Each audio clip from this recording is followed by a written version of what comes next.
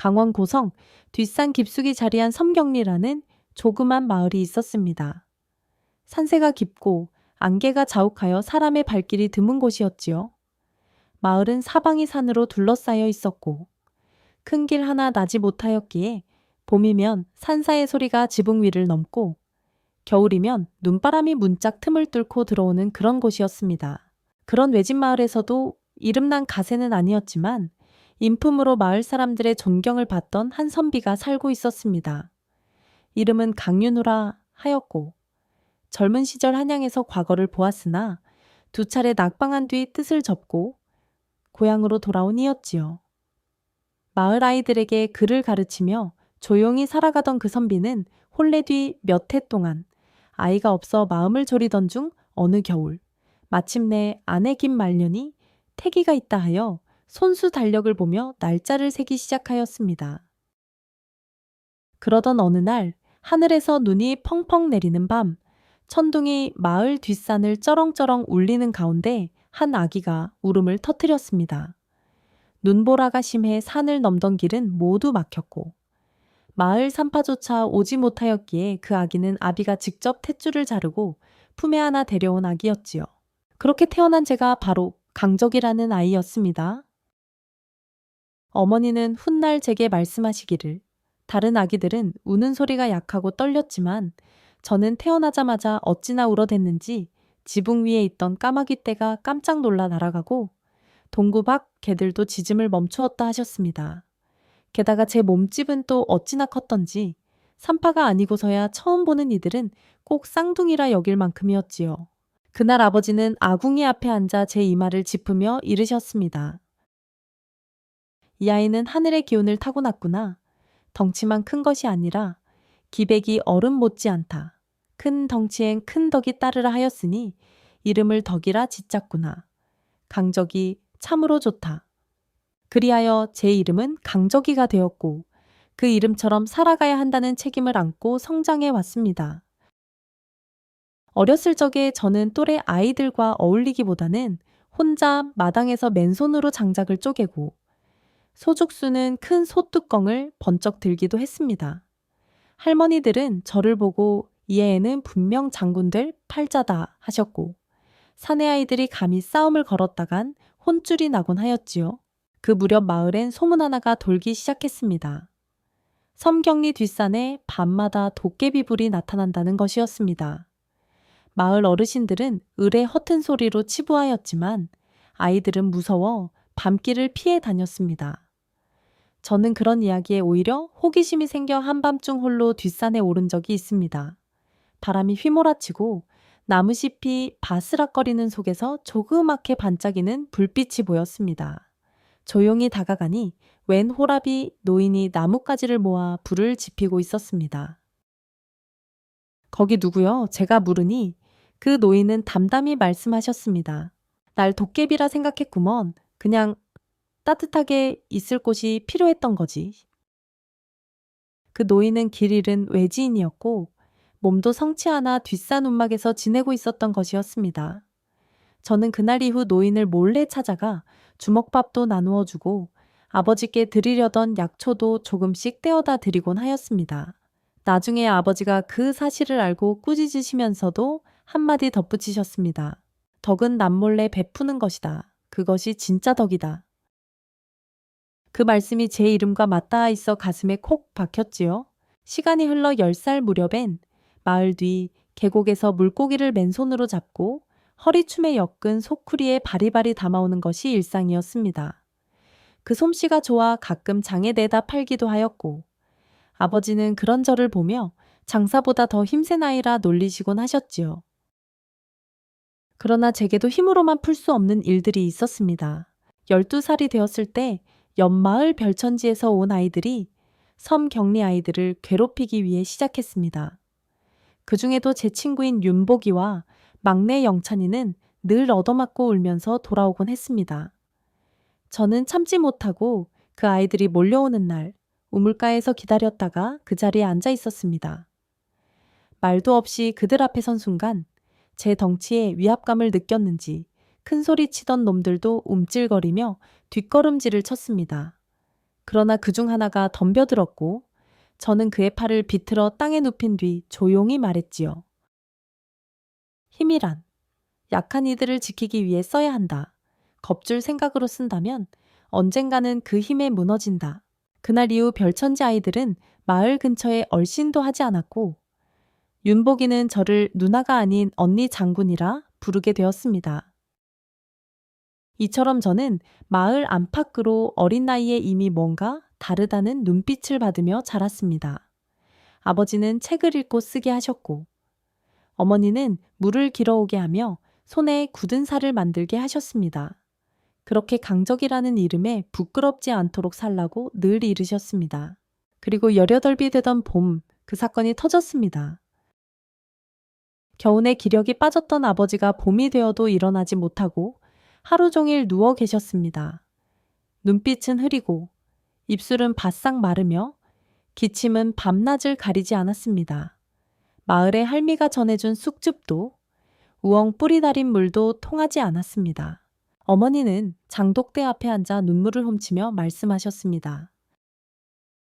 여차하면 압이 이를지도 모른다. 저는 말없이 고개를 끄덕이고 집 안깊숙이 감춰둔 작은 주머니를 꺼냈습니다.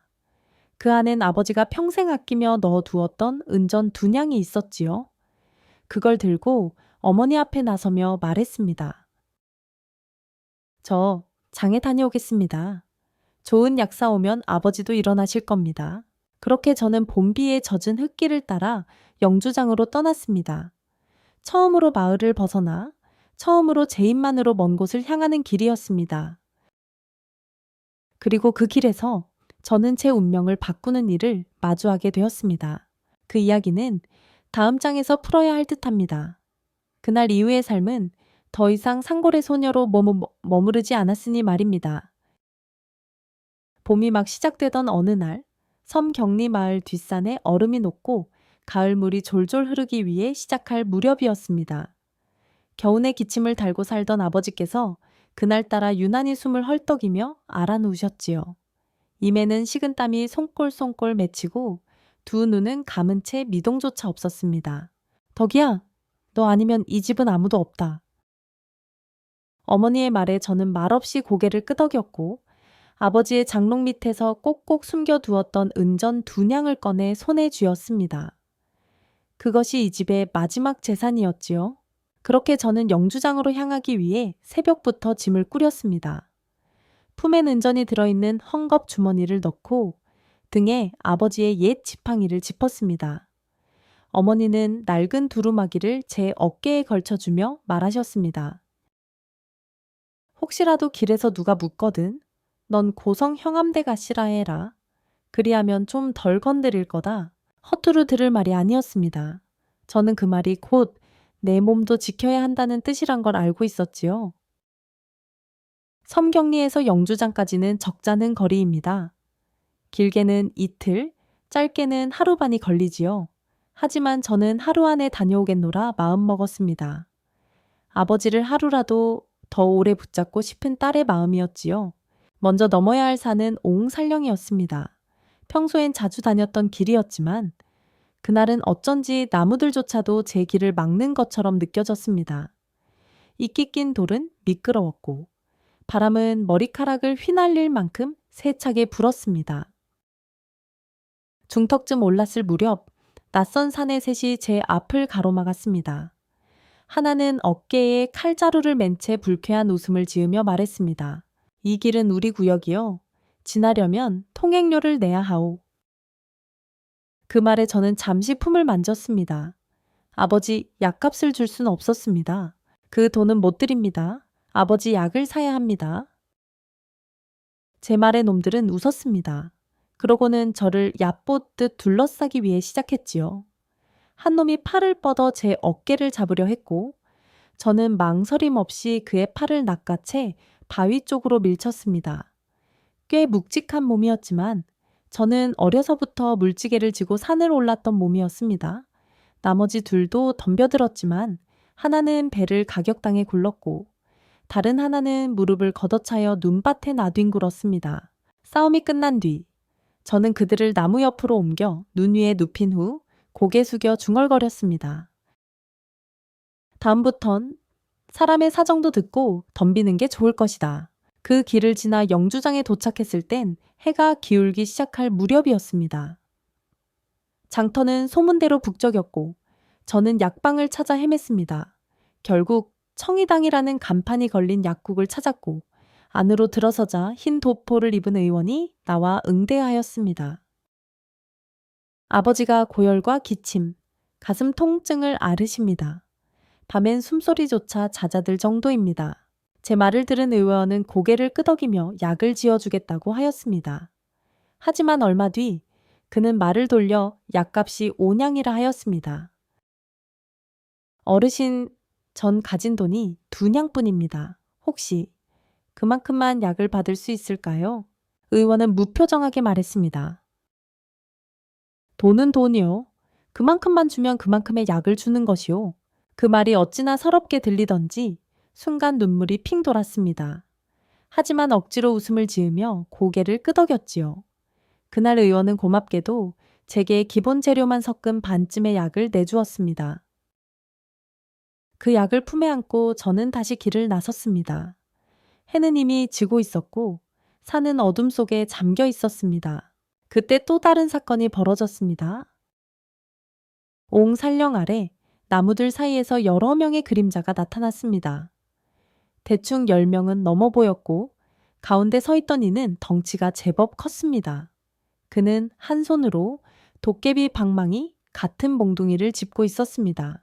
아가씨, 내가 곽청기요. 오늘은 너를 기다렸다오. 곽청이, 그 이름은 별천지 장터를 지배하는 깡패들의 우두머리로 소문난 자였습니다. 그는 앞서 제가 쓰러뜨렸던 3명의 형님이라며 제게 싸움을 걸었습니다. 내 동생 셋을 산 밑으로 굴러보내 나가시라더군. 내 손으로 복수하고자 하오. 주변에 있던 자들이 칼자루를 만지작거리며 웃었습니다. 저는 단호하게 말했습니다. 당신들의 일은 모르겠고 난 아버지를 살리러 가는 길입니다. 길을 비켜주시오. 곽청이는 웃으며 몽둥이를 들었습니다. 저는 약주머니를 품 안 깊숙이 넣고 2 손을 말아 쥐었습니다. 그와 싸움은 생각보다 오래 걸리지 않았습니다. 그가 몽둥이를 휘두르기 전 저는 그의 무릎을 걷어차 중심을 무너뜨렸고 그 틈을 타 그의 어깨를 부딪혀 바닥으로 넘어뜨렸습니다. 흑, 그가 짧은 비명을 질렀고 제 주먹은 그의 가슴팍을 향해 멈추지 않았습니다. 그 싸움 이후 곽청이의 부하들은 저를 피해 다녔고 장터 상인들조차 저를 두려워하기 위해 시작했습니다. 그날 밤 저는 눈밭에 앉아 하늘을 올려다보며 중얼거렸습니다. 나는 싸움을 위해 태어난 것이 아니야. 하지만 지키고 싶은 것이 있다면 싸우는 수밖에. 이들달 아침 마을에 돌아왔을 때 어머니는 제 손에 든 약을 보며 눈물을 훔치셨습니다. 그리고 그 순간 저는 알았습니다. 누군가를 지키고자 한다면 세상이 뭐라 하든 맞서야 한다는 거요. 그리고 그 작은 결심이 훗날 제 운명을 어떻게 바꾸는지도 모른 차에 저는 아버지의 병상 곁에서 밤을 지새웠습니다. 내가 처음으로 남살리를 떠난 건 20살이 되던 해 봄이었습니다. 그날따라 어머니는 평소보다 말을 아꼈고 아버지는 병세가 악화하여 겨우 눈동자만 움직이는 형편이었지요. 마당 한쪽에서 고구마를 굽던 할머니가 부드럽게 말하셨습니다. 덕후야, 이 집은 네가 나서서 일으켜야 한다. 너밖에 없다. 그 말 한마디에 마음을 다잡았습니다. 지게에 옷 한 벌과 말린 쌀밥 2덩이를 넣고 어머니가 손수 꿰매준 옥양목 두루마기를 걸쳐 입었습니다. 출발 직전 어머니는 내 손을 잡고 말했습니다. 어디를 가든 사람의 말보다 사람의 눈을 봐라. 말은 속일 수 있어도 눈은 거짓을 말하지 않느니라. 그렇게 나는 처음으로 집을 떠나 영천으로 향하는 길을 걷기 시작했습니다. 초봄이라지만 바람은 아직 매서웠고 산길은 녹은 눈물과 진흙으로 미끄러웠습니다. 마음 한편엔 두려움이 있었지만 더 큰 건 책임감이었습니다. 내가 집을 살려야 한다는 생각이 발을 움직이게 했습니다. 영천에 도착했을 때는 해가 기울 무렵이었습니다. 시장에는 이미 장이 파하고 있었고 상인들은 천을 접거나 솥을 닦으며 하루를 마무리하고 있었습니다. 어디에서 자야 할지, 무엇부터 해야 할지 막막했지요. 우연히 길가에 앉아있던 노인이 내 모습을 보고 물었습니다. 어디서 왔느냐? 각북면 남산리에서 왔습니다. 일자리를 찾고 있습니다. 노인은 내 손과 어깨를 보더니 고개를 끄덕였습니다. 그 팔뚝이면 지게질은 거뜬하겠구먼. 내 아는 사람이 시장 근처에서 짐꾼을 찾고 있어. 가 보겠느냐? 그렇게 나는 영천 남문시장 안쪽 짐꾼들이 모이는 작업장에 발을 들이게 됐습니다. 첫 일은 새벽 5시. 양조장에서 술 항아리를 창고로 옮기는 일이었습니다. 항아리는 한 개에 3말은 좋게 넘었고 길은 울퉁불퉁했습니다. 하지만 나는 이를 악물고 일을 해냈고 그날 저녁 나는 처음으로 돈을 손에 쥐었습니다. 30전, 작지만 무거운 돈이었습니다. 며칠 후 시장에서 일하는 다른 짐꾼들과 조금씩 친해졌습니다. 제일 먼저 말을 걸어온 건 나보다 3살 위인 방수였습니다. 그는 부산에서 올라와 이곳저곳을 전전하다가 영천에 정착한 사내였죠. 거칠지만 전기 많고 무엇보다 이야기꾼이었습니다. 방수는 틈만 나면 장터 구석에 모여 앉아 이야기를 늘어놓곤 했습니다. 어느 날 밤 그는 이런 이야기를 들려줬습니다. 예전에 안동에 있을 적 말이야.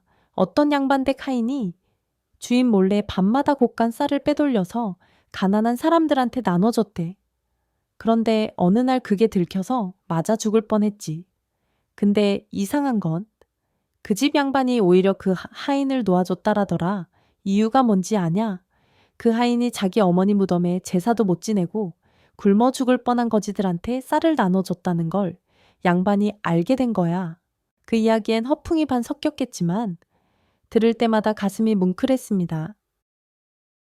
또 다른 짐꾼 두칠이는 나보다 어린 18살 소년이었지만 세상 물정에는 훨씬 밝았습니다.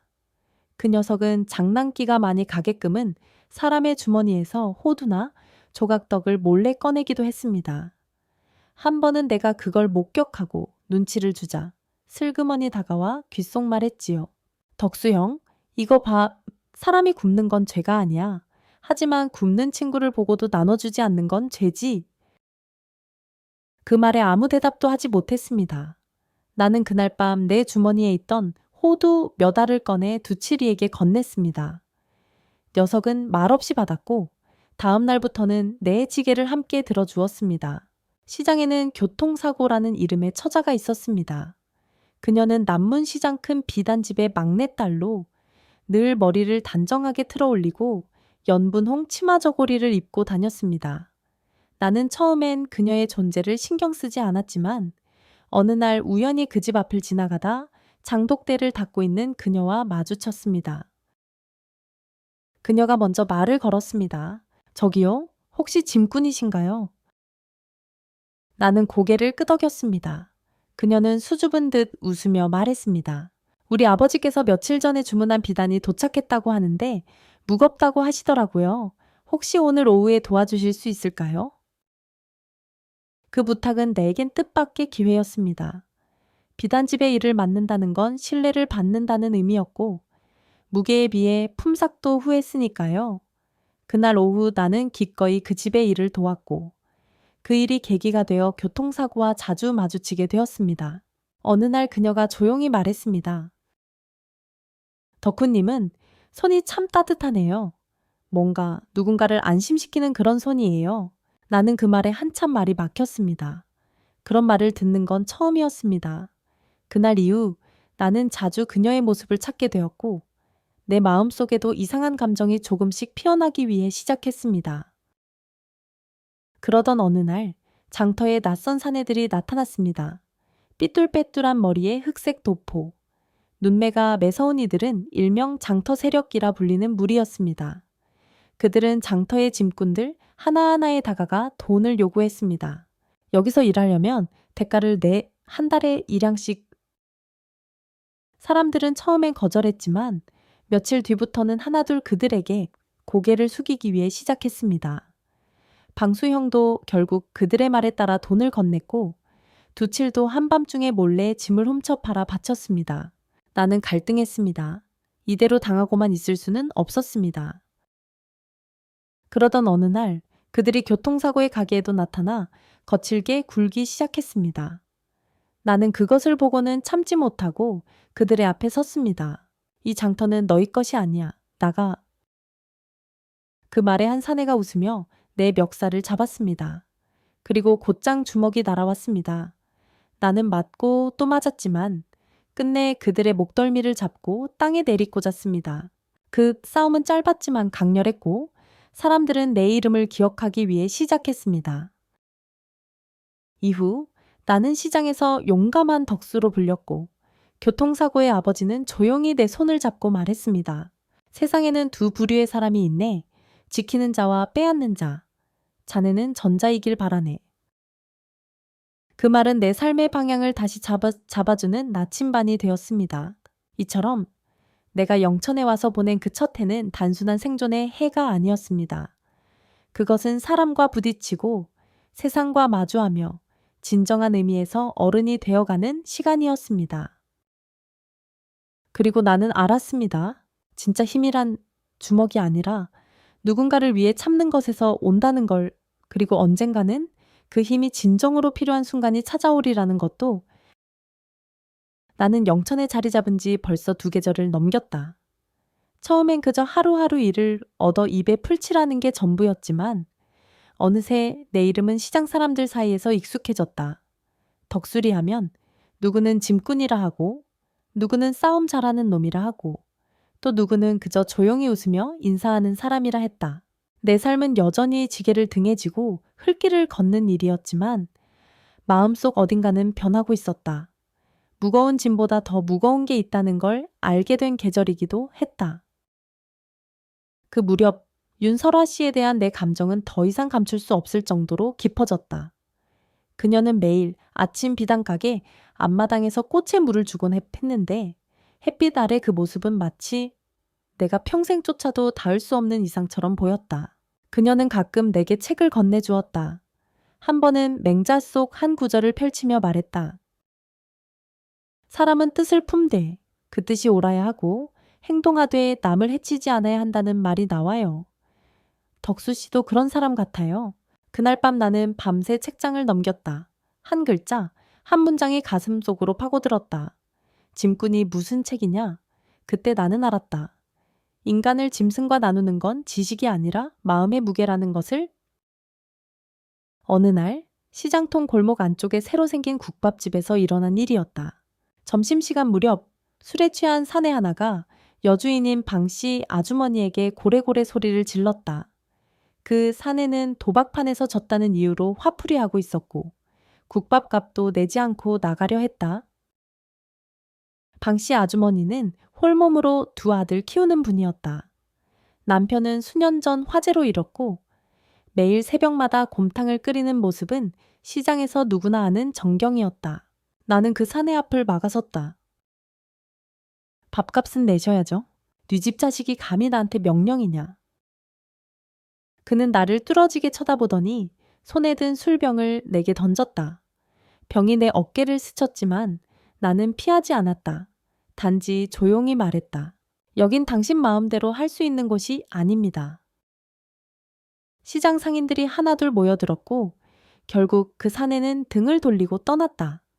방씨 아주머니는 나에게 말없이 따뜻한 국밥 한 그릇을 내밀었다. 그날 이후 나는 그 집에 들를 때마다 그릇이 비워지기 전엔 자리에서 일어날 수 없었다. 그러던 중 시장 한쪽 끝에서 영감이라 불리는 노인과 가까워졌다. 본명은 최만석, 8순이 넘은 노인이었지만 손재주가 비범해 시장 장터에 필요한 나무 수레를 만들어주는 일을 하고 계셨다. 영감님은 한때 경상가명에서 목수장으로 일했었다고 했다. 그는 나를 부르더니 어느 날 손에 못과 망치를 쥐어주며 말했다. 넌 손이 고와. 저런 손으론 좋은 짐꾼은 못 되지만 좋은 목수는 될 수 있지. 나는 처음엔 웃어넘겼지만 그는 매일 퇴근 무렵 나를 불러 연장 다루는 법, 나뭇결 보는 법을 가르쳐 주었다. 나무의 숨결을 듣는다는 게 처음엔 허풍 같았지만 시간이 흐르자 말이 사실이라는 걸 알게 됐다. 무언가를 만드는 일은 짐을 지는 것과 다르게 땅이 아닌 하늘을 바라보게 했다. 세상엔 두 종류의 일이 있다. 하나는 먹고 살기 위한 일이요. 다른 하나는 사람을 사람답게 만드는 일이야. 덕후야. 둘 다 할 수 있으면 그게 제일 복이지. 영감님의 말은 그날 이후 내 머릿속을 떠나지 않았다. 그러는 사이 윤설화 씨의 약혼 이야기는 점점 구체화하여 갔다. 상대는 경주에서 올라온 부유한 뽕밭 상인이었다. 얼굴은 본 적 없지만 소문으론 30 넘은 나이에 아내 셋을 두고도 만족 못한다는 이야기까지 돌았다. 나는 그녀가 그 소식을 듣고 가끔 혼자 울다가는 아무 일 없었다는 듯이 가게 일을 하는 모습을 몇 번 목격했다. 그런 모습을 보고도 아무 말 하지 못하는 내가 한없이 작고 무력하게 느껴졌다. 그때쯤 설아 씨가 몰래 나게 쪽지를 건넸다. 그 쪽지엔 단 한 줄이 적혀 있었다. 언제까지 이대로일 수 없어요. 나는 밤새 그 말의 뜻을 곱씹었다. 그녀가 원하는 게 무엇인지, 내가 할 수 있는 게 무엇인지, 마음은 있었지만 용기는 그만큼 따라주지 않았다. 그리고 어느 날 아주 특별한 일이 생겼다. 한밤중 시장 끝에 창고에서 불이 났다. 그 안엔 시장 상인들이 공동으로 쓰는 물품들이 잔뜩 쌓여 있었다. 사람들은 깜짝 놀라 물을 퍼나르며 불을 끄기 위해 시작했고, 나 역시 맨발로 뛰어나가 삽을 들고 도왔다. 불은 금세 진압됐지만 창고 일부가 무너져 내렸고 그 속에 갇힌 사람이 있다는 소문이 돌았다. 나는 주저하지 않고 안으로 들어갔다. 시커먼 연기 속에서 누군가가 숨을 헐떡이고 있었고 다행히도 나는 그녀를 안고 나올 수 있었다. 그 사람은 바로 방씨 아주머니의 막내딸이었다. 무슨 일인지 창고 안에 들어갔다가 불이 나자 도망치지 못한 것이었다. 그 일이 있고 난 뒤 시장 사람들은 나를 보는 눈이 달라졌다. 누군가는 말없이 두부 한 모를 건네주었고 누군가는 역시 덕후야 하며 어깨를 두드렸다. 하지만 나는 알았다. 그 불길 속에서 내가 느낀 것은 공포가 아닌 살아있다는 실감이었다는 걸. 그날 밤 윤설화 씨가 다시 나를 찾아왔다. 만약 내가 이곳을 떠난다면 덕수 씨는 나와 함께 가주실 수 있나요? 나는 아무 말 없이 고개를 끄덕였다. 드디어 마음속 깊은 곳에서 무언가가 움직이기 위해 시작했다. 그리고 나는 알았다. 나에게도 지켜야 할 사람이 생겼다는 걸. 그것은 짐꾼이라는 이름으로는 결코 느낄 수 없었던 진짜 인생의 시작이었다. 그해 여름은 이상하리만큼 비가 오래 내렸다. 하늘은 잠시도 맑아질 틈을 주지 않았고 햇살은 그저 어렴풋한 기억 속 풍경처럼 멀어졌다. 시장의 짐꾼 일은 비 오는 날이면 더 험했다. 미끄러운 돌길에 발을 헛디디는 일도 잦았고 등짐을 진 채로 넘어진 사람들도 적잖았다. 그때마다 나보다 어린 짐꾼들에게 먼저 손을 내밀었다. 나 역시 처음엔 그렇게 누군가의 손에 의지했었다. 영천시장의 골목 안쪽에는 남신의 순댓국 집이 있었다. 그 집 아주머니는 말을 아끼고 인상도 험했지만 밥은 정성껏 지었다. 하루는 일을 마치고 축축한 옷을 입은 채 문 앞에 서 있는데 아주머니가 조용히 말했다. 들어와서 한술 떠. 오늘 같은 날엔 뜨끈한 게 최고야. 그 말 한마디에 난 온몸이 녹아내리는 듯 했다. 국물은 짜지도 않고 맵지도 않았지만 묘하게 깊은 맛이 있었다. 아주머니는 내가 국밥을 다 비우자 가져가며 이렇게 말했다. 사람이란 건 가끔 누군가가 말없이 밥 한 그릇 내주는 세상에서 살아가는 거지. 그 말은 내게 오래 남았다. 사람은 결국 누군가가 무심코 건넨 따뜻함으로 살아가는 게 아닐까 싶었다. 설아 씨의 편지를 받은 후 내 마음은 계속해서 흔들렸다. 매일 밤 잠자리에 들면 그녀의 얼굴이 떠올랐고 꿈에서는 그녀가 손을 뻗어 내 손을 잡았다가 이내 사라지곤 했다. 결국 나는 떠나기로 마음먹었다. 그녀가 기다리는 곳 합천 해인사 근처의 감나무 아래로. 그 여정은 생각보다 험난했다. 첫날은 비가 멈추지 않아 온몸이 젖은 채로 산길을 걸어야 했다. 둘째 날엔 발을 헛디뎌 발목을 살짝 삐끗하기도 했다. 하지만 이상하게도 고통보다 더 컸던 건 기대였다. 내가 그녀를 다시 만난다는 그 하나의 사실만으로 그 모든 어려움이 아무렇지 않게 느껴졌다. 그 길에서 나는 수많은 사람을 만났다. 고성에서 올라온 엿장수 할아버지, 팔순이 넘은 손으로 엿판을 두드리며 외쳤다. 달지도 않고 쓰지도 않은 인생 같은 엿 사세요. 나는 그 할아버지에게 엿 하나를 사 먹었다. 씹을수록 진한 맛이 입안에 퍼졌다. 그리고 그런 생각이 들었다. 설화 씨와의 인연도 이 엿처럼 오래 씹고 곱씹을수록 더 깊은 맛이 나는 것이 아닐까 하고, 셋째 날 해가 지기 전 나는 한 허름한 초가집에 도착했다. 다행히 거기엔 홀로 사는 방도인이 살고 있었다. 그는 내가 배가 고프다는 말을 듣자마자 말없이 소태물을 올렸다. 된장국과 말린 고등어구이, 묵은지 한 접시, 평생 잊을 수 없는 한 끼였다. 저녁을 먹고 나자 마당의 조그만 평상에 앉아 자신의 이야기를 꺼냈다. 젊은 시절 사랑했던 여인이 있었지만 반대로 헤어졌고, 그 후로는 아무도 곁에 들이지 않았다고 했다. 사람이 사람을 좋아하는 게 죄는 아니잖냐. 근데 세상이 그걸 죄처럼 여긴단 말이지. 그래서 난 그냥 혼자 살기로 했어. 그 말을 들으며 나는 고개를 끄덕였다. 나와 설화 씨의 관계도 그런 경계 위에 있었기 때문이다. 그래도 지금이라도 다시 만나고 싶지 않으세요? 하고 묻자. 그는 잠시 침묵한 뒤 고개를 저었다. 이제는 기억 속의 사람이야. 그 모습 그대로 남겨두고 싶어. 너는 늦기 전에 찾아가. 젊을 땐 뭐든 할 수 있거든. 그날 밤 나는 그 평상 위에서 별을 바라보며 잠이 들었다. 세상이 온통 축축해도 마음 한구석이 처음으로 따뜻해진 밤이었다. 그리고 마침내 나는 감나무 아래에 도착했다. 해가 지고 노을이 감싸기 위해 시작할 무렵 설화 씨는 그곳에 서 있었다. 예전처럼 화려한 옷차림은 아니었지만 오히려 그 단순한 못이 저고리와 회색 치마가 그녀를 더 빛나게 했다. 우리는 한동안 아무 말도 하지 않았다. 마치 지난 시간이 입 안가득 맴도는 것처럼. 왔네요. 그녀가 먼저 입을 열었다. 와야 했어요. 나는 그렇게 대답했다. 그녀는 조용히 내게 다가와 감나무 가지에서 감 하나를 따더니 내 손에 쥐어주었다. 이 감처럼 단단히 익은 순간이 우리한테도 오길 바랐어요. 나는 말없이 고개를 끄덕였다. 그리고 그날 밤 우리는 해인사 근처 작은 사찰에 묵었다. 그곳에서 노승 한 분이 나에게 이렇게 말했다. 마음을 다하면 길은 언제든 열린다.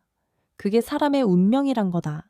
며칠 후 나는 다시 영천으로 돌아왔다. 설화 씨는 잠시 더 머물러야 했다. 아버지의 눈을 피하기 위해. 하지만 우리는 매달 한 번 그 감나무 아래서 다시 만나기로 약속했다. 영천시장의 사람들은 내가 돌아온 걸 보고 다들 수군거렸다. 어떤 이는 그저 여행 다녀왔다고 했고, 어떤 이는 여자를 따라갔다가 차였다고도 했다. 하지만 나는 웃기만 했다. 세상의 말은 바람일 뿐이고 내 안의 진심만이 나를 움직이는 힘이었다. 그 후로도 나는 짐을 졌고 목수일을 배웠고 가끔은 순댓국집 아주머니에게 밥값을 깎아달라고 실랑이도 했다. 시장의 날들은 크게 변하지 않았다. 하지만 나의 마음은 전과 달랐다. 그녀가 있었다. 그리고 나는 누군가에게 돌아올 사람이 되어 있었다. 그것만으로도 세상을 견딜 수 있었다. 이제 나는 안다. 진짜 사랑은 그 사람이 옆에 없을 때 더 분명해진다. 그리고 그 사랑을 찾아가는 길에는 수많은 이야기가 따라붙는다. 그 이야기들이 바로 내 삶이고 내가 살아있음의 증거였다. 합천의 가을은 오래된 붓끝처럼 부드럽고도 느리게 물들어갔다. 낙엽이 바람에 흩날리기보다 바람이 조심스레 나무잎의 양해를 구하고 나서야 떨어지는 듯했다. 산 능선마다 고요함이 묻어 있었고 감나무엔 하나둘 붉은 빛이 들어가며 계절의 속삭임을 알려왔다. 그날도 나는 해인사 아래쪽 오래된 감나무 앞에 먼저 도착해 있었다. 선아는 아직 오지 않았고 나는 옛날 어머니와 함께 살던 남평마을 뒷산을 떠올렸다. 그 산에도 오래된 감나무가 있었는데 내가 6살 때쯤 감을 따려다 나무에서 떨어진 적이 있었다. 어머니는 그걸 보고는 혼내기보다 다리를 정성껏 싸매주시며 감이란 건 그냥 따먹는 게 아니라 기다려서 익혀먹는 거란다 하셨다. 그 말이 이상하게도 지금 마음에 오래 머물렀다. 선아를 기다리며 나는 지난달의 일을 떠올렸다. 그녀는 그날 유난히 지쳐 있었고 눈 밑에 진한 그림자가 드리워져 있었다. 손등엔 붉은 자국이 있었고 옷소매 끝은 뜯겨 있었다. 말은 하지 않았지만 나는 짐작할 수 있었다. 그녀가 어떤 대가를 치르며 이 자리에 나오는지를. 이번에는 그런 흔적이 없었다. 대신 그녀의 얼굴에는 미세한 경계심이 묻어 있었다. 도망치고 싶지만 표정. 그녀는 내가 싸온 찹쌀떡을 한 입 베어 물고는 작은 미소를 지었다. 이 떡 혹시 수연 아주머니네 가게에서 산 거예요? 나는 놀라며 물었다. 어떻게 알았어요? 이건 수연 아주머니가 직접 만든 팥소예요. 한때 그분 가게에서 몰래 일한 적이 있었거든요. 그땐 몰래 나와서 밀가루 반죽도 하고 손님 몰래 팥을 더 넣기도 했죠. 그녀는 그 말을 하며 웃었고 나는 처음으로 그녀가 이곳에서도 삶의 조각을 하나씩 살아가고 있음을 느꼈다. 며칠 전 나는 영천장터에서 예기치 않게 한 아이를 도운 적이 있었다. 아이는 나무 수레를 끌고 가다 비탈길에서 굴러떨어진 물동이를 부여잡고 울고 있었다. 사람들은 외면하고 지나쳤고 나는 그냥 지나칠 수가 없어 아이를 도와 수레를 다시 세우고 물동이에 물을 담아주었다. 형님, 고맙습니다. 아이는 고개를 숙이며 말했다. 우리 엄마가 아파서 제가 대신 물을 길어요. 그 아이의 말에 나는 가슴이 뜨끔했다. 나 역시 그런 아이였고 어릴 적 어머니 대신 시장에서 심부름하다 실수에 호되게 야단 맞은 기억이 떠올랐다. 나는 아이의 손에 떡 2개를 쥐어주며 말했다. 네가 하는 일은 누구보다 자랑스러운 일이야. 그날 밤 그 아이는 누군가의 등에 기대어 잠들었고 나는 옛날 내 모습과 겹치며 문득 울컥했다. 사람이 사람을 안다는 건 그 사람의 아픔을 겪어봤다는 것일지도 모르겠다. 선아는 이번 달엔 조금 늦게 도착했다. 머리에 작은 삿갓을 눌러 쓴 채 조심스럽게 걸어오던 그녀는 주변을 두리번거리며 다가왔다. 지난주엔 아버지가 내 방문에 자물쇠를 달았어요. 하지만 다행히 윤경 언니가 창문 열쇠를 훔쳐서 몰래 빼내줬어요. 그녀는 윤경이라는 이름을 말하며 잠시 눈시울을 붉혔다. 그녀의 유일한 편이자 어릴 적부터 함께 자란 하녀였다. 나는 그 윤경이라는 이에게 마음속으로 고개를 숙였다. 그 언니는 예전에 한번 사랑에 빠졌다가 붙잡혀서 집에서 쫓겨날 뻔했어요. 하지만 그 사랑이 끝나지 않아서 매달 강가에 혼자 앉아 편지를 태워보내곤 했죠. 선아는 작은 미소를 지으며 말했다. 그 언니는 그 편지를 바람피운지라고 불렀어요. 읽히지 않아도 좋으니 하늘로 보내는 거라며 그 이야기는 내 가슴에 묘하게 맺혔다. 나도 어쩌면 지금 바람에 편지를 날리고 있는 셈이었다. 이제 우리는 도망을 준비하고 있었다. 그 계획은 치밀하지도 안전하지도 않았다. 하지만 서로에 대한 확신만은 단단했다. 선아는 앞으로 한 달 동안 해인사 근처 암자에서 일할 수 있게 되었다. 그동안 나는 다시 영천으로 돌아가 돈을 모으고 도망칠 수 있는 작은 수레를 구해야 했다. 나는 그녀에게 약속했다. 한 달 뒤 감나무 아래에서 다시 만나. 그날이 우리 첫날이 될 거야. 그녀는 아무 말 없이 내 손을 잡았다. 떨리는 손끝이 그 약속을 더 굳건하게 만들었다. 영천으로 돌아온 나는 더 많은 일을 했다. 짐꾼일을 뛰는 틈틈이 공방에 가서 목재를 손질했고 밤에는 동네 꼬마들에게 한글을 가르치며 약간의 품삯을 모았다. 시간이 쫓기는 듯했고 나는 한시도 허투루 쓸 수 없었다. 하루는 노상에서 장사하던 순댓국집 아주머니가 나에게 물었다.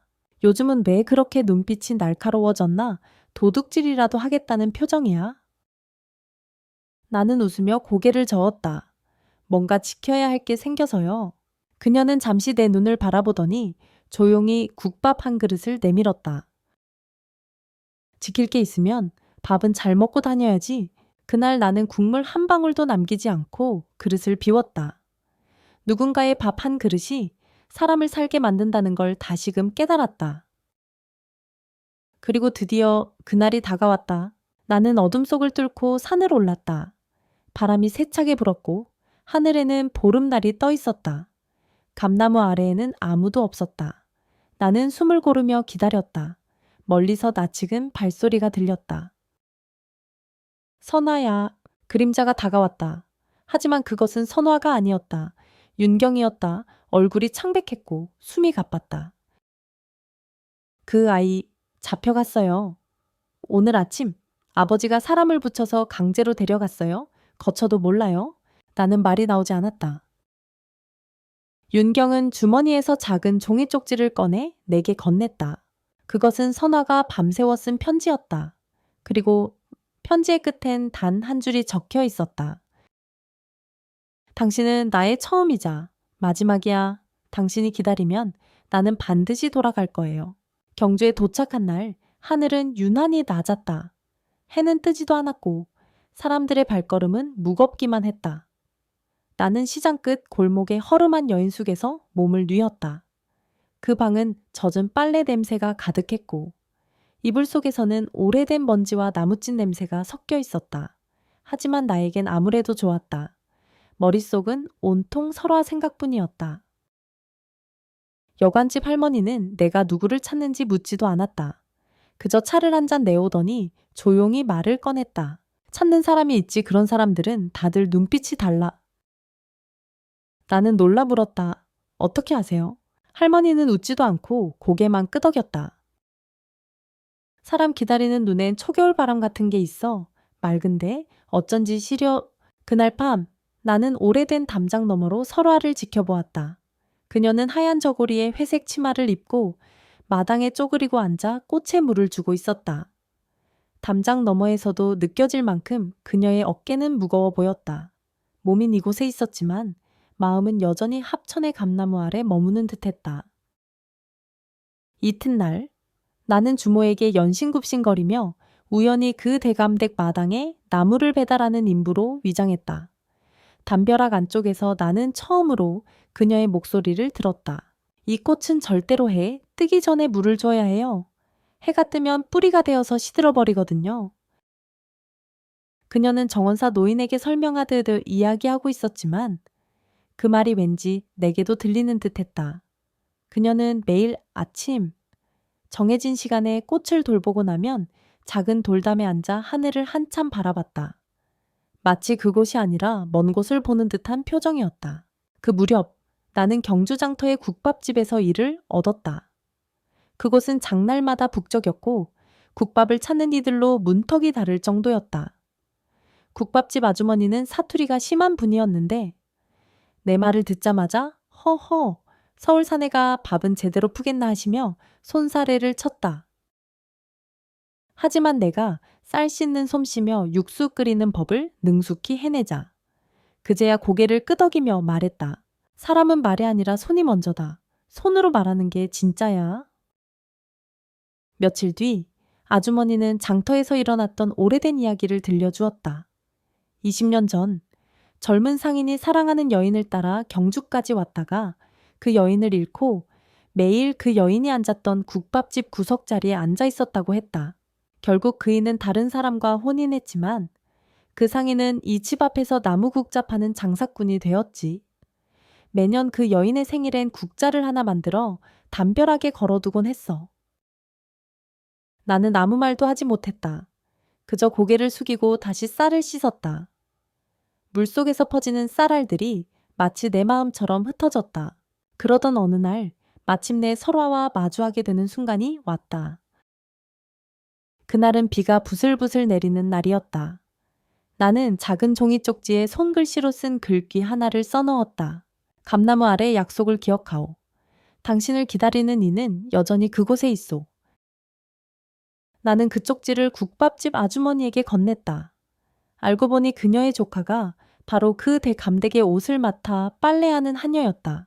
며칠이 지나도 아무 소식이 없어 절망하려던 찰나 아주머니가 국밥 솥을 젖히며 조용히 말했다. 오늘 밤 달빛이 뜨는 시간에 그 대감댁 뒤쪽 담장 아래를 봐. 나는 기다렸다. 그리고 그 밤 담장 너머로 흰 저고리에 짙은 회색 치마를 입은 설아가 조심스레 걸어 나왔다. 손엔 등잔 하나가 들려 있었고 등잔 안엔 내가 써보낸 쪽지가 놓여 있었다.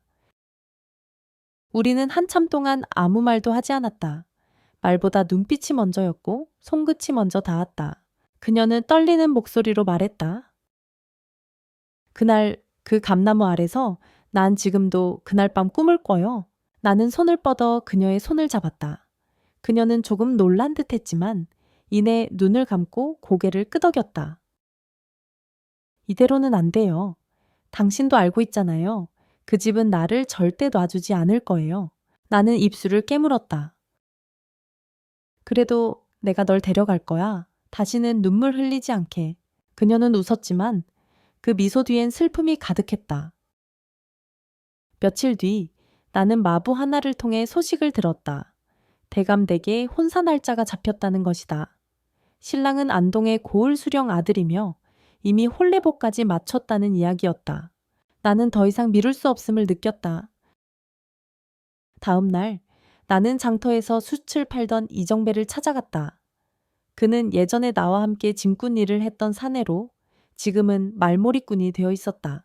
설아야, 네가 그 아씨를 정말 데려가겠다면 마차 하나쯤은 구해줄 수 있지. 하지만 그 다음은 나는 대답하지 못했다. 하지만 내 눈빛은 그에게 충분한 대답이었다. 좋아? 다음 주 초하룻밤 가장 어두운 시간에 준비할게. 그는 내 어깨를 두드렸다. 사람을 사랑한다는 건 가끔은 목숨 걸 일이기도 하지. 나는 고개를 숙였다. 가슴이 먹먹했다. 그리고 그날이 다가왔다. 나는 마지막으로 감나무 아래로 갔다. 그리고 그 아래 묻어두었던 작은 나무 상자를 꺼냈다. 그 안에는 우리가 나눴던 쪽지들과 그녀가 남겼던 꽃잎 하나, 그리고 그날 그녀가 준 나무 비녀가 들어있었다. 나는 그것을 손에 쥐고 말했다. 설아야, 네가 나를 기다려준 만큼 나도 널 지켜줄게. 끝까지. 바람이 불었다. 나무잎이 흔들렸다. 달빛은 흐리고 밤은 깊어졌다. 하지만 내 마음은 더욱 또렷해졌다. 경주의 밤 공기는 서울보다 한결 깊고 조용했다. 바람은 산 너머로 흘러와 골목 끝을 스치고 기왓장은 이슬을 머금은 채 조용히 달빛을 반사하고 있었다. 나는 황남동 끝자락, 오래된 주막에 몸을 숨기고 있었다. 기와지붕 위로 족제비가 종종거리며 지나가는 소리까지 들릴 만큼 고요한 밤이었다. 그날 밤 나는 다시 설아를 보기로 했다. 마당 끝 오래된 배롱나무 뒤에서 그녀가 나오기를 기다리고 있었다. 어스름한 달빛 아래 그녀가 모습을 드러냈을 때 나는 잠시 숨이 멎는 줄 알았다. 설아는 회색빛 저고리에 흰 치마를 두르고 손에 작은 등롱을 들고 있었다. 그 불빛이 그녀의 얼굴을 살며시 비추자 나는 오히려 뒷걸음질 치고 싶을 만큼 가슴이 아렸다. 정말 왔네요. 그녀가 조용히 말했다. 나는 고개를 끄덕였지만 목이 메어 아무 말도 할 수 없었다. 두 사람은 한참을 말없이 서로의 얼굴을 바라보았다. 말이 필요 없었다. 눈빛만으로도 이별의 시간을 모두 전할 수 있을 것만 같았다. 아버지는 다음 달 여럿새 날에 혼인을 치르겠다고 하셨어요. 안동의 관찰사의 아들이래요. 이름도 얼굴도 모르죠. 그녀는 손에 쥔 등롱을 내려놓았다. 나는 그녀의 손을 꼭 잡았다. 그 손끝은 떨리고 있었지만 그 떨림 속에 담긴 결의는 흔들림이 없었다. 그 전에 널 데려갈 거야. 감히 말할 순 없지만 나에겐 그 길 말고는 없어. 그녀는 고개를 끄덕였고 그날 우리는 초승달 아래서 짧은 작별의 약속을 나눴다. 며칠 뒤 나는 남산 기슭에 있는 찻집에서 숨어 지내고 있었다. 찻집 주인 할머니는 내 이름도 묻지 않았고 그저 하루 한 번 국수 한 그릇과 따뜻한 보리차를 내어주었다. 그녀는 무뚝뚝했지만 내 눈치를 살피는 듯한 말투를 자주 내비쳤다. 내가 예전에 본 사내 중에 자네처럼 눈빛이 초점 없는 사람은 처음이야. 무언가의 마음을 빼앗긴 거겠지. 나는 웃으며 고개를 저었다. 그러자 할머니는 낡은 찻그릇을 닦으며 예시이야기를 하나 들려주었다. 여기서 북쪽으로 조금 올라가면 예전에 유명한 도공이 살았어. 그 사람은 젊은 시절 고을 사또 딸을 사랑했지. 물론 결실은 없었고 산에는 그 여인이 시집가는 날 아침 마당 한가운데 커다란 도자기 항아리를 깨부쉈어. 그 안에는 그 여인을 닮은 작은 인형 하나가 들어있었지. 나는 그 말을 듣고 가슴이 먹먹해졌다. 때로는 이야기 하나가 천마디 위로보다 더 깊이 들어온다. 우리가 도망치기로 한 날은 음력 보름이었다. 집 안에서는 연회 준비로 분주했고 설아는 한여로 변장의 부엌 쪽 문으로 빠져나오기로 했다. 나는 한복 대신 평민 복장을 챙겨놓았고 머리엔 상투 대신 천으로 둘러감쌌다. 설아는 예상보다 한참 늦게 나타났다.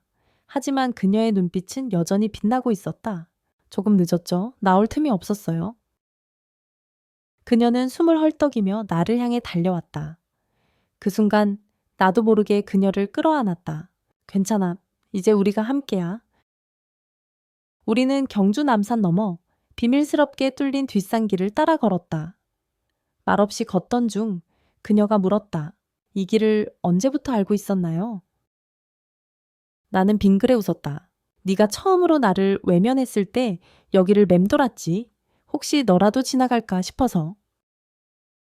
그녀는 미소를 지으며 고개를 떨구었다. 그리고 조용히 말했다. 나도 이 길을 자주 걸었어요. 혼자 울고 싶을 때. 우리는 서로를 바라보며 걸었다. 발밑에 쌓인 낙엽이 사각사각 소리를 냈고 그 소리마저도 서로를 위로하는 듯했다. 숲속 작은 계곡 옆에 있는 헛간에서 하루를 쉬기로 했다. 그곳은 예전에 숯을 굽던 이가 쓰던 곳이라 아직도 탄 냄새가 희미하게 남아 있었다. 설아는 바닥에 덮개를 깔고 작은 횃불을 피워주었다. 그리고 자리에 앉아 과거 이야기를 꺼냈다. 어릴 적엔 매일 저녁 기와지붕 위로 올라가 별을 세었어요. 별 이름도 모르면서 그냥 하나둘 이름을 붙였죠. 그중 하나는 장안이었어요. 항상 북쪽에 있었거든요. 나는 놀라며 물었다. 장안 왜 그런 이름을 몰라요? 그 이름이 들릴 때마다 마음이 편안해졌어요. 나는 눈을 감았다. 설아는 그때 이미 마음 깊은 곳에서 나를 불러왔던 게 아닐까. 운명이란. 그렇게 아주 오래전부터 준비되고 있었는지도 모른다. 우리가 마지막으로 경주 남쪽의 간걷기에 도착했을 때 그곳엔 작은 어선 하나가 기다리고 있었다. 선장은 말없이 우리를 태웠고 배는 어둠 속으로 미끄러지듯 나아갔다. 이 강을 건너면 다시는 돌아올 수 없어요. 설화가 말했다. 나는 고개를 끄덕이며 그녀의 손을 잡았다. 우린 앞으로 나아가는 거야. 그게 삶이니까. 그녀는 눈을 감고 한참을 조용히 있었다. 그리고 천천히 말했다. 내 이름 다시 지어줄래요? 이제부터는 새 사람이 되고 싶어요. 나는 잠시 생각하다가 말했다. 그럼 해원은 어때 하늘 풀다는 뜻이야. 그녀는 조용히 미소 지었다. 좋아요. 난 이제부터 해원이에요. 당신과 함께라면 어떤 한도 풀릴 것 같아요. 배는 강을 가로질러 남쪽으로 향했고 별들은 무심하게 우리를 비추었다. 우리는 어둠 속에서 서로를 꼭 끌어안았고 새벽은 아주 조용히 다가오고 있었다. 해가 막 지고 남양주의 산길에 안개가 내려앉았다. 짙은 소나무 숲을 지나 한적한 시냇가 마을에 닿았을 때 우리는 사내의 어깨가 이미 땀에 젖어 있었고 설화는 발을 절뚝이며 뒤를 따르고 있었다. 그날 저녁 우리는 문외한들에게는 알려지지 않은 마을 양지촌이라 불리는 곳에 닿았다. 그곳은 예부터 염색과 누에치기로 유명한 작은 마을로 골짜기 사이로 흐르는 맑은 계곡물이 마을 전체를 감싸 안고 있었다. 우리를 맞아준 이는 김노파였다. 여든을 넘긴 얼굴엔 주름이 가득했지만 눈동자는 어린아이처럼 맑았다. 그녀는 설아를 한참 바라보더니 말했다. 너처럼 고운 얼굴 가진 아씨는 옛날 우리 집 둘째 며느리 이후 처음이구먼. 김노파는 손주가 없었지만 마을 아이들 모두가 그녀를 할머니라 부르며 놀러 왔다. 그날 밤 그녀는 우리에게 헛간을 내주었고 된장국과 두부 부침을 해주었다. 설아는 밥상을 물끄러미 바라보다가 조용히 말했다. 이 냄새 어릴 적 기억나요? 외가다에게서 여름마다 먹던 맛이에요. 나는 아무 말도 못하고 고개만 끄덕였다. 그렇게 평범한 냄새가 누군가에겐 삶 전체를 뒤흔드는 기억일 수 있다는 사실이 가슴을 찔렀다. 며칠간 머무는 동안 나는 마을 어르신들을 도와 텐마루 수리를 하고 장작을 패며 시간을 보냈다. 설아는 노파오하와 함께 누에를 돌보고 배틀에 실을 감았다. 어느 날 그녀가 배틀 앞에서 실을 감다가 나에게 물었다. 이 실처럼 사람의 삶도 얇게 이어진다면 어느 순간엔 툭 끊어지겠죠. 나는 대답 대신 그녀가 감고 있던 실 끝을 조용히 잡아매며 말했다. 그러니 더 단단하게 매야지 쉽게 끊기지 않도록. 그날 저녁 마을 회관에서 마을 사람들과 함께 누에고치 삶는 행사가 있었다. 불빛 아래에서 아이들이 고치 속 하얀 실을 신기하게 바라보며 웃었고 설아는 처음으로 사람들 속에서 활짝 웃었다. 한 노인이 다가와 내 어깨를 툭 치며 말했다. 저런 웃음 보기 쉽지 않지. 그대는 복이 많군. 하지만 복은 오래가지 않았다. 이틀 뒤 외지인 하나가 마을에 들어섰다. 집시는 새 것이었고 도포는 먼지가 하나 없었다. 그는 주막에서 술을 마시며 사람들을 둘러보다 조용히 읍내 쪽으로 내려갔다. 그날 밤 나는 설아와 함께 장독대 뒤에서 짐을 다시 챙기기 위해 시작했다.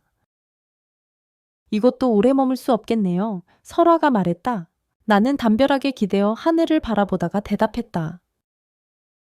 그럼 떠나자. 더 멀리, 더 숨 막히는 곳으로. 설아는 그 말에 웃었다. 숨 막히는 곳으로 간다니 이상하네요. 나는 웃지 않았다. 왜냐하면 그 말은 진심이었기 때문이다. 우리는 장호원 방향으로 향했다. 길을 따라 걷는 동안 우리는 인적 없는 절터에 들렀고 절터의 주지스님은 묻지도 따지지도 않고 우리를 허락해 주었다. 그 절은 이름도 없는 폐사였지만 마루 아래엔 고양이 한 마리가 살고 있었고 사찰의 한 구석엔 오래된 단구가 그대로 보존되어 있었다. 하루는 스님이 나를 불러 차를 따르며 물었다. 왜 도망치고 있어? 나는 대답을 하지 않았다. 그는 허공을 보며 혼잣말처럼 말했다. 사람은 가끔 도망쳐야 살 수 있지. 하지만 그 도망이 너무 길어지면 결국 자기 자신한테도 등을 돌리게 되지. 그 말은 한동안 내 가슴 속에서 떠나지 않았다. 저를 떠나기 전날 스님은 작은 나무 목패를 하나 건넸다.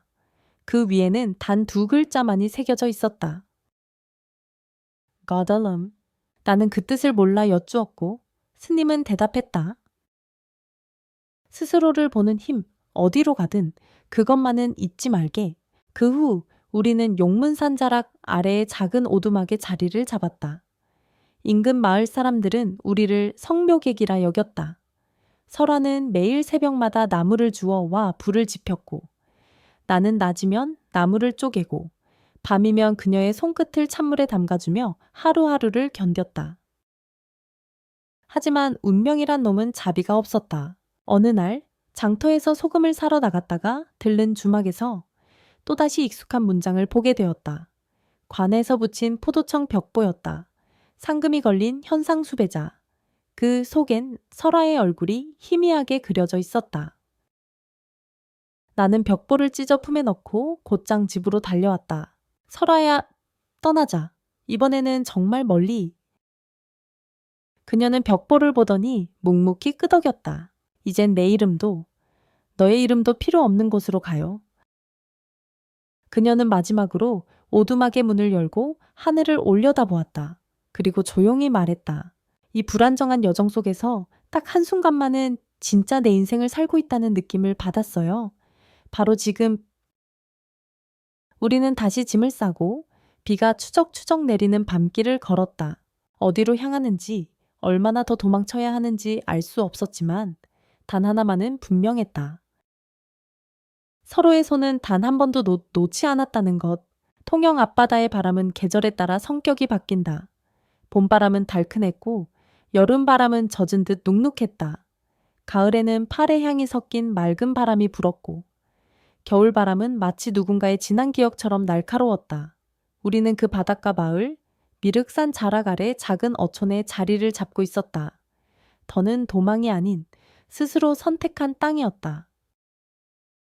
내 이름은 최진욱. 그리고 그 여인, 지금은 설화라는 이름으로 불리는 그녀는 마을 사람들에게 차 마님으로 불렸다. 그녀는 해초와 약초를 달여 차로 팔았고 누구든 그 차를 한 반잔 마시고 나면 가슴속 응어리가 풀린 듯한 느낌을 받는다고 했다. 예, 차 마님, 오늘은 왜 차가 조금 더 쓰죠? 어느 날 마을 할아버지 하나가 물었다. 설화는 조용히 웃으며 대답했다. 오늘은 감초보다 쑥을 많이 넣었어요. 어르신의 무릎이 시린 날은 마음도 함께 식을까 봐요. 사람들은 몰랐지만 그녀가 내리는 차는 항상 그날의 바람과 사람의 얼굴빛을 보고 달라졌다. 바람이 거칠면 환기와 청웅을 섞고 잔잔하면 박하와 오미자를 살짝 얹었다. 우리가 그 마을에 정착하고 1년이 지나고 있었다. 나는 조선소에서 간간히 목공일을 하며 생계를 꾸렸고 그녀는 바닷바람 속에서 약초를 말리며 하루하루를 채워갔다. 그러던 어느 날 서쪽 선착장 근처에서 물에 빠진 아이를 구한 일이 있었다. 그날은 초가을이었고 파도가 낮았다. 어린 남자아이가 바닷가에서 놀다 그만 미끄러졌고 그녀가 먼저 달려가 구했다. 아이를 안고 돌아오며 그녀는 아이에게 이렇게 말했다. 물에 빠졌다고 무서워할 필요 없어. 다만 다음부터는 물에 먼저 인사를 하고 놀아야 해. 그 아이는 나중에 어부가 되었고 마을에서 가장 배를 잘 모는 사람으로 자랐다. 그는 나중에 술자리에서 말했다. 그때 내가 느낀 건 물보다 사람이 따뜻하다는 거였어요. 그즈 마을에는 괴이한 소문이 돌기 시작했다. 어떤 외지인이 읍내에서 통영으로 들어오는 이들에게 그림 한 장을 보여주며 얼굴을 묶고 다닌다는 이야기였다. 그 그림엔 여인의 얼굴이 희미하게 그려져 있었고 눈매가 나측다는 이도 있었다. 소문은 오래 지나지 않아 우리에게도 닿았다. 그날 밤 설화는 나에게 말했다. 진국, 우리가 또 떠나야 할까? 나는 고개를 저었다. 이제 그만 도망치자. 이번엔 우리가 기다릴 차례야. 우리는 마을 뒷산에 올라 미륵산 절벽 끝에서 바다를 바라보았다. 달빛이 잔잔한 파도를 따라 흔들릴 때 그녀는 조용히 입을 열었다. 예전에 한 스님이 그러셨어요.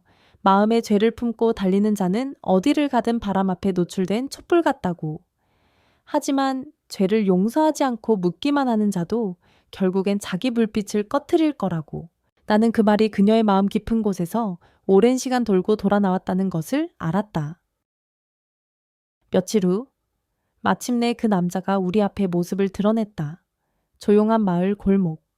그녀가 차를 끓이는 바닷가 찻집에 그가 들어왔다. 외투 자락엔 먼지가 없었고 눈은 깊은 밤같이 어두웠다. 그는 무겁게 말문을 열었다. 설화, 아니 민씨 가문의 부인, 인제 그만 돌아갑시다. 그녀는 찻잔을 조용히 내려놓았다. 그러고는 말했다. 당신은 언제나 날 부인으로 불렀죠. 이름으로 불러준 적은 단 한 번도 없었어요. 그의 입술이 떨렸다. 이제 와서 그런 건 중요하지 않아.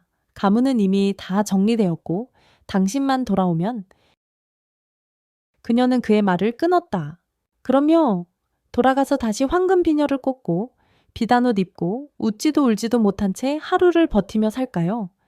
난 그때 살아 있었던 게 아니에요. 그냥 하루하루 시들어갔을 뿐. 그의 손이 움켜쥐어졌다. 그는 의자에서 일어나 탁자를 쳤다. 그러면 지금 이게 뭐냐? 바닷가에서 차나 끓이며 쥐 죽은 듯 숨어 사는 삶이 그토록 좋단 말이냐? 그녀는 조용히 찻잔을 들어 그의 앞에 밀어주며 말했다. 이 삶은 내가 고른 삶이에요. 당신도 누군가의 삶을 삶답게 존중할 줄 아는 사람이었으면 좋겠어요. 그는 그제야 고개를 떨구었다. 그가 찻집을 나설 때 아무도 그를 붙잡지 않았다. 그리고 그날 밤 마을 사람들 모두 알게 되었다. 그녀는 더 이상 숨어 사는 사람이 아니라 스스로 서서 바람을 마주한 여인이라는 것을. 몇 년 뒤 그 마을에 작은 절이 세워졌다. 이름은 견성사. 그녀가 바다에서 주운 작은 몰파에 하나에 적혀 있던 글귀에서 유래된 이름이었다. 그녀는 그 절 옆에 작고 오래된 벽돌집을 세워 아이들을 가르치기 위해 시작했다. 그를 몰랐던 어부의 딸, 말을 더듬는 잡화점 주인의 아들, 남편을 잃고 말이 없어졌던 여인들까지 그녀의 마당엔 늘 사람이 북적였다. 그리고 해마다 첫눈 오는 날 나는 그녀와 함께 마을 꼭대기의 언덕에 올라 바다를 바라보았다. 그녀는 그때마다 같은 말을 반복했다. 진국, 나 살아있죠. 나는 언제나 그 말에 고개를 끄덕였다. 그래, 지금 내 삶의 중심이야. 바다는 변하지 않았다. 바람도 늘을 불었다. 하지만 그녀는 더 이상 흔들리지 않았다. 설호아, 그 이름은 이제 나에게 단순한 여인이 아니라 내 삶이 누구의 것인지 알려준 빛이 되었다. 끝이라고 말할 수 없는 이야기가 거기 있었다.